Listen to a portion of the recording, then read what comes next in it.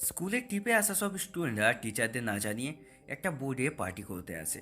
এমন সময় ওখানে পুলিশ এসে ওদের ওখানেই থামতে বলে। পুলিশরা কোনোভাবে জানতে পারে যে বোর্ডে স্টুডেন্টরা ড্রাগস নিচ্ছে, আর তাই সবাইকে বোর্ডের সামনে আসতে বলে। তখনই এমিলি নামে একটা মেয়ে বোর্ড থেকে সমুদ্রের জলে পড়ে যায়। ডিনও দেখতে পেয়ে সাথে সাথে ঝাঁপ মারে। ওরা বোর্ডের পেছনে বাঁধা লাইফ বোর্ডে ওঠে। ডিন পুলিশের হাত থেকে বাঁচার জন্য মেন বোর্ডের সাথে বাঁধা লাইফ বোর্ডের দড়িটা কেটে দেয়।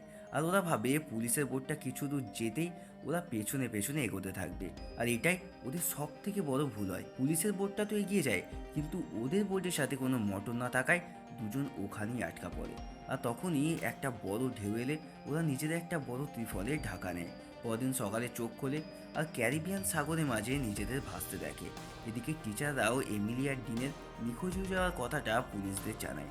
এরা সামনে একটা আইসল্যান্ড দেখে ওখানে ওঠে। বোটটা কিনারায় রেখে বোটের ভেতরে থাকা ফ্লেয়ার গানটা নিয়ে দ্বীপের ভেতরে ঢোকে। পুরো দ্বীপটা ঘুরে কাউকে দেখতে না পেয়ে হতাশ হয়ে ওদের বোটের কাছে আসতেই দেখে বোটটাও জলে ভেসে কোথাও চলে গেছে।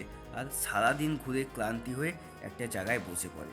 এমনির কাছে একটা বিস্কুট থাকে, দুজন ভাগ করে খায়। দিনের কাছে লাইট থাকায় ওরা ওখানে আগুন জ্বালিয়ে রাত কাটায়।